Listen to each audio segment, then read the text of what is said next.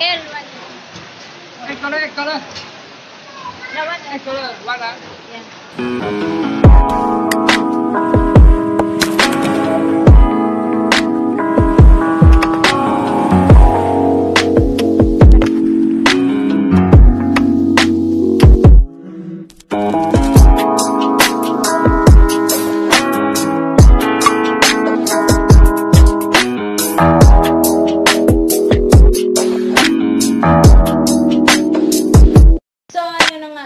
Welcome back again sa ating channel. For today's video, mamalingki tayo.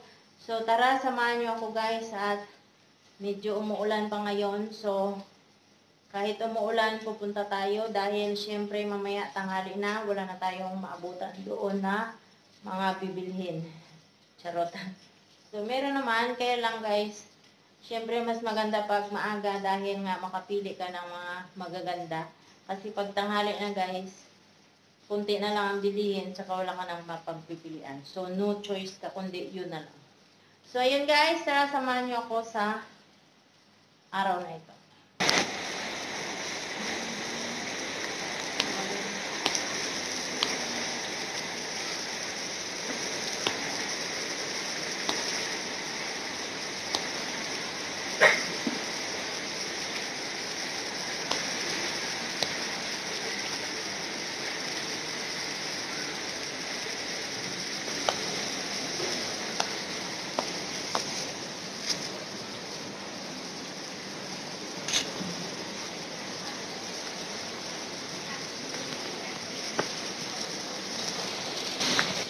Dito naman guys, prutas.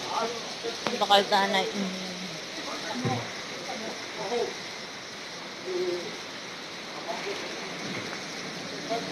Limang.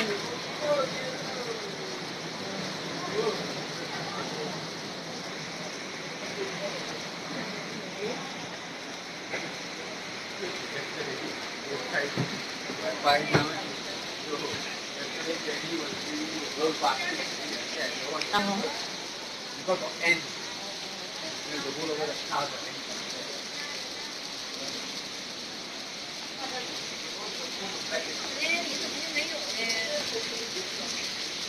Bili tayo.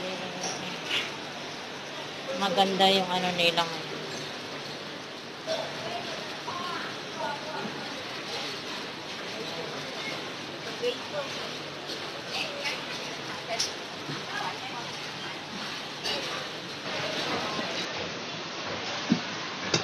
Uncle, one. Color.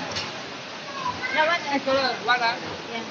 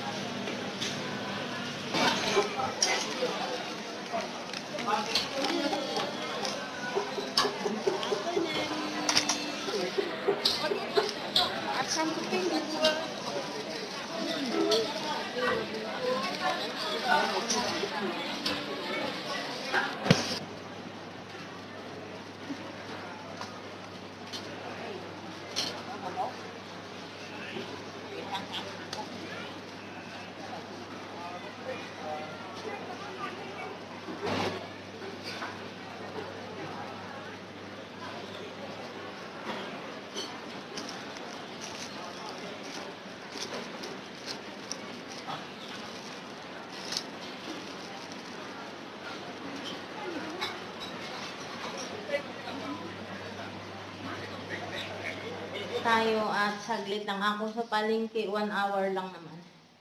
So, medyo humupa na yung ulan pagbalik ko dito. So, hindi na ako nagamit ng payong ko. At syempre, dahil mahirap, may bit-bit tayo. So, ayun, ito, i-haul ko naman sa inyo yung ating napamalingke.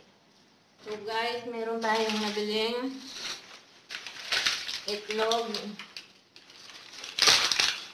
At saka bumili ako ng, at yan guys, lupo. Yan, lupo. Ang tawag dito, lupo. Sa amin. So, $1.40 lang to siya, guys. O, bumili ako ng gulayin ko. Tapos ito, malunggay. Ayan. Magandang malunggay natin, batang-bata. And then, bumili rin ako guys ng onion. Meron tayong onion at luya. So ito, ang gulay na to guys, para to sa akin. Itong malunggay ko, $1.30.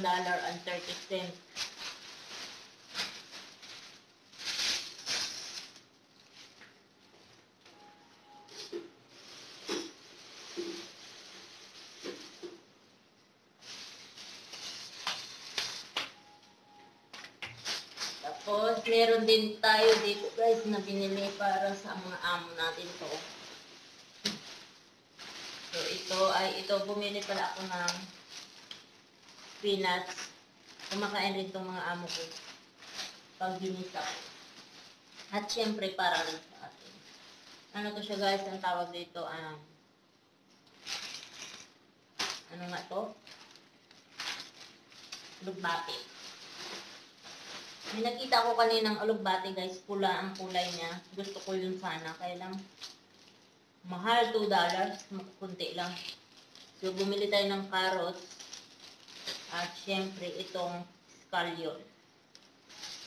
So, ayan ang gulay ng amo ko. And then, meron din tayo dito. Ayan, pinaka-the best guys. Oh. Bumili ako ng, ito yung manok. Tapos, ito yung ating tilapia. Meron ako nabiling tilapia guys. 2 piraso, $8. Tag $4 ang isa. So, not bad na guys. Ayan. Ayan, malaki yan. At saka, medyo ano na siya guys. Medyo malapit na siyang pa-expired. Pero fresh pa naman siya. Ang laman niya hindi pa malambot. Kasi guys, minsan, ang isda dyan, wala ng bituka at hasang. So, ang nabili kong isda guys, mga 3 klase. So, ito, yung isa, ay yung 2 klase. So, bumili tayo ng galunggong pang prito. To, paborito din to ng amo ko. So, bali, $5 to siya.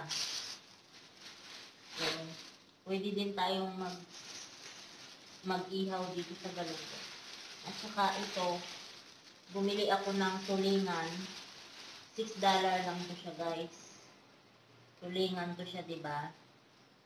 So, medyo, okay pa naman siya. O, tingnan nyo yung hasang niya. Ito, ang lulutuin ko sa Monday. Kasi bukas, day off ko. So, ang gagawin ko dito guys is, igataan ko. Or di kaya, iprito ko at sweet and sour. Yan, gusto ng amo ko yan. So, 3 piraso to guys, $6. So, ayan. Mura na yan guys kaysa bumili ako sa Sheng Siong or sa NTUC, 2 piraso, $5. O, di ba mahal? Samantala ito, $6, 3 na. Ito, $5, ang dami na. Galunggong ang pinili ko kasi nga guys, yung isang araw, ang aking nabili is yung kuning. Alam yung kuning, yung matang baka. So, paboritin ng amo ko yung iprito. So, ayaw naman nila na linggo-linggo ganun ng isda. So, kaya iniba ko na. So, ayan ang isda natin, 3 klase. At syempre, meron din tayo ditong pork. Pork bone to siya guys. Ayan. Pang soup to. Nilalagay ko lang po guys sa soup. Kasi hindi sila mahilig kumain ng baboy na yung gusto lang nila yung mga minced pork at saka yung mga lean, yung mga laman ginagawang pepper fry pork, parang gano'n. So, bumili rin ako ng okra ko. So, ilalagay natin or steam ko to siya guys. So, ito din ang gulay ng amo ko. Ayan. Bumili tayo dito ng kangkong. At saka itong, anong tawag dito? Sa amin, kulitis ang tawag dito. Pero dito, spinach pa rin to. Kasi magkamag-anak sila ng spinach. Siyempre, kangkong. Bumili ako ng kangkong guys. Kasi, rich in iron daw to siya. So, Para yung amo ko kasi guys, kulang sa dugo. So, kailangan natin bigyan ng green leafy vegetables. Ayaw niya naman guys ng mga broccoli. Ayaw na niya ng ganun. Kasi, iwan, di ko alam kung bakit ayaw niya ng So, ayun. Kaya ito na lang binili ko guys kasi gusto rin nila to. Nilalagyan ko to guys ng minced pork. Paborito nila yung dalawa ng amo ko. So, ayan. So, ngayon, so, yun lang ang ating gulay for today. Ay, yung napamalingki natin. So, bali, tatlong klase yung sa amo ko. Ang sa akin, tatlo din. Yung binibili kong gulay, guys, good for 3 days lang po siya. Kasi alam nyo kung bakit. Kasi nalalanta sa ref. Hindi ko maluto agad. So, nalalanta. Minsan kasi, yung amo ko, pag may pupuntahan kami, hindi kami kumakain dito. Kaya hindi ako nakapagluto. So, ang ginagawa ko, 3 araw lang ang binibili ko. Good for 3 days lang. Para pag, kunyari, may pupuntahan ang amo ko, kasi minsan, sinasabihan niya ako na sumama. So, hindi, pag tanghali na, hindi kami kumakain dito. Bumibili na lang. So, sayang lang, pag nagbili ako, tsaka malalanta. O, diba? At itatapon mo lang. So, ngayon, ang ginagawa ko, 3 days lang. Kasi every Saturday naman ako namamalingki. So, ayan ang ginagawa ko. So, yun guys, tara, linisan na natin tong ating isda at ilalagay ko sa ref yung mga gulay ko.